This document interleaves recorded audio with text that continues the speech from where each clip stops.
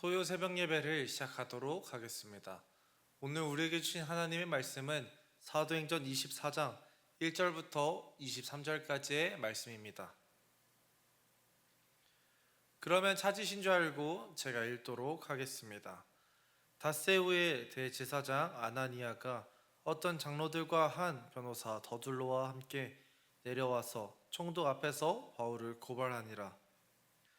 바울을 부르매 더둘로가 고발하여 이르되, 벨릭스 각하여, 우리가 당신을 힘입어 태평을 누리고 또 이 민족이 당신의 선견으로 말미암아 여러 가지로 개선된 것을 우리가 어느 모양으로나 어느 곳에서나 크게 감사하나이다. 당신을 더 괴롭게 아니하려 하여 우리가 대강 여짜옵나니 관용하여 들으시기를 원하나이다. 우리가 보니 이 사람은 전염병 같은 자라. 천하에 흩어진 유대인을 다 소요하게 하는 자요, 나사렛 이단의 우두머리라. 그가 또 성전을 더럽게 하려 함으로 우리가 잡았사오니 당신이 친히 그를 신문하시면 우리가 고발하는 이 모든 일을 아실 수 있나이다 하니, 유대인들도 이에 참가하여 이 말이 옳다 주장하니라. 총독이 바울에게 머리로 표시하여 말하라 하니, 그가 대답하되, 당신이 여러 해 전부터 이 민족의 재판장 된 것을 내가 알고 내 사건에 대하여 기꺼이 변명하나이다. 당신이 아실 수 있는 바와 같이 내가 예루살렘에 예배하러 올라간 지 열 이틀밖에 안 되었고, 그들은 내가 성전에서 누구와 변론하는 것이나 회당 또는 시중에서 무리를 소동하게 하는 것을 보지 못하였으니, 이제 나를 고발하는 모든 일에 대하여 그들이 능히 당신 앞에 내세울 것이 없나이다. 그러나 이것을 당신께 고백하리이다. 나는 그들이 이단이라 하는 도를 따라 조상의 하나님을 섬기고 율법과 선지자들의 글에 기록된 것을 다 믿으며 그들이 기다리는 바 하나님께 향한 소망을 나도 가졌으니 곧 의인과 악인의 부활이 있으리라 함이니이다. 이것으로 말미암아 나도 하나님과 사람에 대하여 항상 양심의 거리낌이 없기를 힘쓰나이다. 여러 해 만에 내가 내 민족을 구제할 것과 제물을 가지고 와서 드리는 중에 내가 결례를 행하였고 모임도 없고 소동도 없이 성전에 있는 것을 그들이 보았나이다. 그러나 아시아로부터 온 어떤 유대인들이 있었으니 그들이 만일 나를 반대할 사건이 있으면 마땅히 당신 앞에 와서 고발하였을 것이요, 그렇지 않으면 이 사람들이 내가 공의 앞에 섰을 때에 무슨 옳지 않은 것을 보았는가 말하라 하소서. 오직 내가 그들 가운데 서서 외치기를, 내가 죽은 자의 부활에 대하여 오늘 너희 앞에 시문을 받는다고 한 이 한 소리만 있을 따름이니다 하니, 벨릭스가 이 도에 관한 것을 더 자세히 아는 고로 연기하여 이르되, 천부장 루시아가 내려오거든 너희 일을 처리하라고 하고, 백부장에게 명하여 바울을 지키되 자유를 주고 그의 친구들이 그를 돌봐주는 것을 금하지 말라 하니라. 아멘. 저는 오늘의 말씀을 묵상하며 악을 선으로 바꾸시는 하나님이라는 제목을 지어 보았습니다. 오늘의 말씀은 유대인이 바울을 벨릭스 총독에게 고소하는 내용이 담겨져 있습니다. 유대인들은 바울을 고소할 때 여러 가지의 제목들을 이것저것 붙여서 정치적인 죄인인 것 마냥 몰아가기 시작했습니다.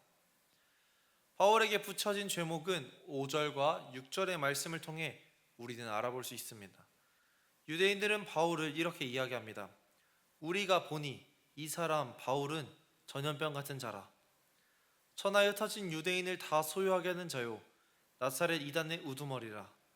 그가 또 성전을 더럽게 하려 함으로. 먼저 유대인들은 바울을 이렇게 설명합니다. 전염병 같은 자.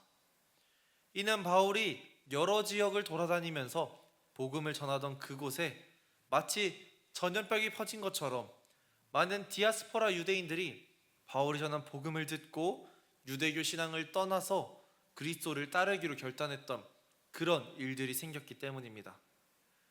그래서 유대인들의 시선으로 보았을 때 바울이 전했던 복음이 마치 전염병처럼 두렵고 무서운 그런 효과를 낳았던 것입니다.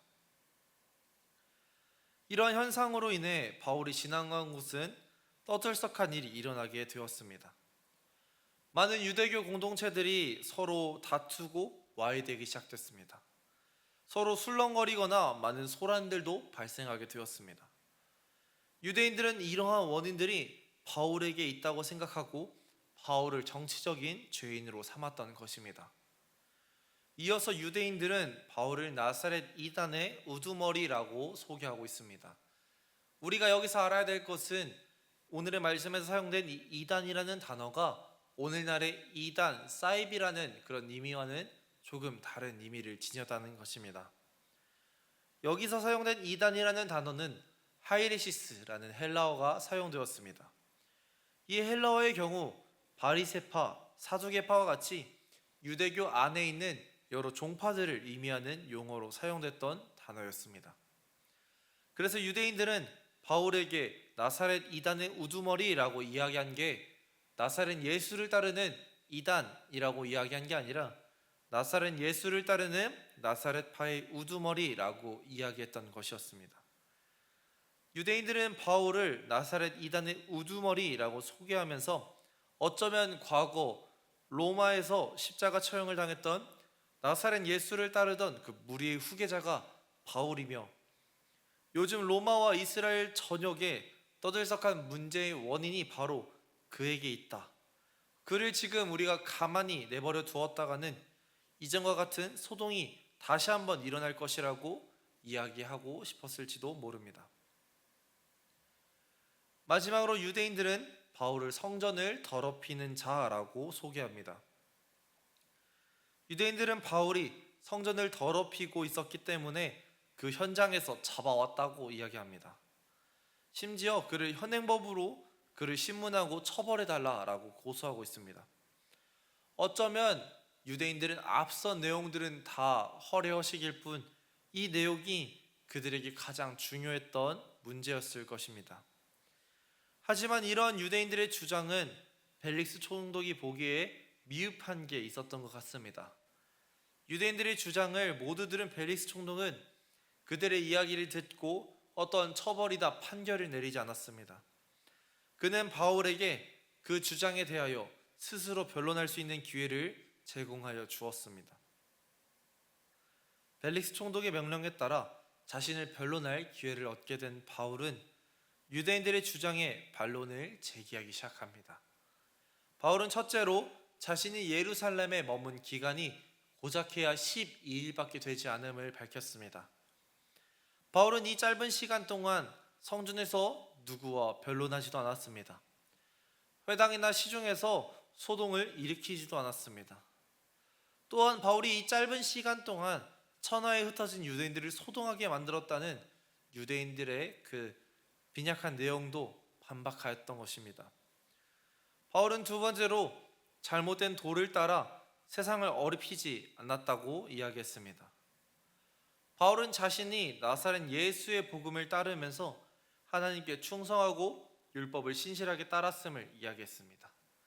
또한 하나님 나라의 소망과 의인과 악인의 부활도 믿는다고 이야기했습니다. 이것들은 모두 유대인들이 이야기하는 나사렛 이단의 도가 유대교와 완전히 다르고 이상한 제3의 종교가 아니라고 이야기하는 것입니다. 오히려 자신이 하나님과 사람에 대하여 항상 양심에 거리낌이 없기를 힘쓰고 있다라고 이야기할 수 있었습니다. 바울은 마지막으로 자신 현행범으로 잡혀온 그 사건에 대하여 이야기하고 있었습니다. 바울은 자신이 여러 해 만에 예루살렘에 돌아와 가난한 이웃들을 구제하기 위한 헌금과 제물을 가지고 오는 그 와정 가운데 결례를 범했음을 인정하였습니다. 하지만 그가 유대교를 소유하거나 성전을 더럽히기 위함이 아니었다라고 이야기합니다. 그때 아시아에서 온 유대인들이 바라보고 있었으나 아무런 문제가 발생하지 않았던 것도 함께 이야기합니다. 만약 바울이 진짜로 유대교를 소유하려고 했거나 성전을 더럽히기 위해 이런 일을 했다면 아시아에서 왔던 유대인들이 바울의 그런 결례를 문제로 삼고 고소를 했어야 맞는 행동입니다. 그러나 그들은 바울의 문제를 문제 삼지 않고 그냥 넘어갔기 때문에 어떤 문제도 바울에게 걸릴 게 없었습니다. 양측의 고발과 변론을 다 들은 벨릭스 총독은 바로 판결을 내리지 않았습니다. 천부장 루시아가 내려올 때까지 판결을 계속해서 연기하는 결정을 내렸습니다. 대신 벨릭스 총독은 백부장을 시키어 바울을 구금은 시키되 그에게 자유를 주라고 이야기합니다. 그의 친구들이 그를 돌봐주는 것을 금하지 말라고도 명령하였습니다. 22절의 말씀에서 벨릭스 총독이 나사렛 예수의 도에 대해 자세히 알고 있다고 이야기하는 것을 보아 벨릭스 총독이 이러한 명령을 내린 것은 바울을 유대인으로부터 안전하게 보호하기 위함이었을 거라고 우리는 한번 생각해 볼 수 있습니다. 제가 처음 오늘의 말씀의 제목을 악을 선으로 바꾸시는 하나님이라고 지었었습니다. 유대인들은 바울에게 악을 행하기 위해 벨릭스 총독을 찾아가 여러 가지 누명을 바울에게 뒤집어 엎었습니다. 하지만 거리낌이 없었던 바울의 행동과 복음을 잘 알고 있었던 벨릭스 총독으로 인하여 오히려 바울은 외부의 위협으로부터 안전하게 보호받을 수 있는 그런 선한 시간이 되었습니다. 누군가는 우리에게 악을 행하고자 할 수도 있습니다. 그러나 우리는 악을 악으로 갚는 것이 아니라 진실함으로 대하기 원합니다. 우리가 진실함으로 그것을 대할 때 하나님께서 바울에게 찾아왔던 악을 선으로 바꿔주신 것처럼 우리에게 찾아온 악을 선으로 바꿔주실 것입니다. 그러니 하나님 안에서 선을 따라 나아가는 우리는 어떻게 해야겠습니까? 우리에게 찾아오는 어떤 불의함과 악이 있을지라도 우리는 진실함과 선함으로 나아가야 되지 않겠습니까? 우리에게 어떤 악이 찾아온다면 하나님을 의지함으로 진실함으로 나아가기 원합니다.